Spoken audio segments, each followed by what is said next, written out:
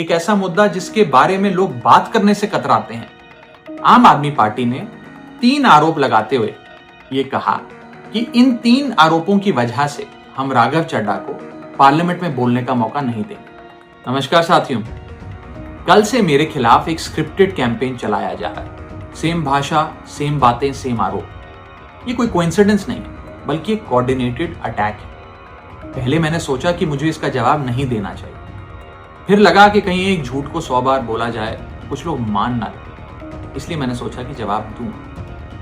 आम आदमी पार्टी ने 3 आरोप लगाते हुए ये कहा कि इन 3 आरोपों की वजह से हम राघव चड्ढा को पार्लियामेंट में बोलने का मौका नहीं देंगे। राघव चड्ढा के पार्लियामेंट में बोलने पर रोक इसलिए लगाई गई क्योंकि उन्होंने ये 3 गलतियां करी। मैं एक एक करके इन तीनों पर आपसे बात करना चाहता हूं। पहला आरोप कि जब ऑपोजिशन पार्लियामेंट से वॉकआउट करता है, सदन से वॉकआउट करता है, तो राघव चड्ढा वहीं बैठे रहते हैं, वो वॉकआउट नहीं करते। ये सरासर झूठ है, सफेद झूठ। मैं चुनौती देता हूं, एक इंस्टेंस, एक दिन ऐसा बताइए जब ऑपोजिशन ने वॉकआउट किया हो और मैंने उनका साथ ना दिया हो, मैं साथ में वॉकआउट नहीं किया हो। और पार्लियामेंट में तो हर जगह सीसीटीवी कैमरा है, आप सीसीटीवी कैमरा निकाल कर दिखा दीजिए, दूध का दूध और पानी का पानी हो जाएगा। दूसरा आरोप लगाया कि राघव चड्ढा ने चीफ इलेक्शन कमिश्नर के इंपीचमेंट मोशन पर, यानी कि मुख्य चुनाव आयुक्त को हटाने वाली जो याचिका थी, उस पर साइन करने से मना कर दिया। दूसरा सफेद झूठ। ना मुझे आम आदमी पार्टी के किसी भी नेता ने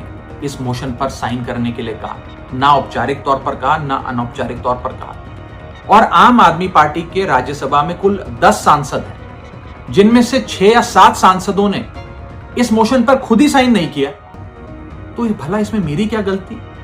खाली सारा दोष मुझ पर ही क्यों मढ़ा जा रहा है? और इस मोशन के लिए राज्यसभा में कुल 50 सिग्नेचर चाहिए होते हैं, यानी कि 105 विपक्षी सांसदों में से मात्र 50 सिग्नेचर से ये याचिका पूरी हो जाती। तो इतना शोर क्यों?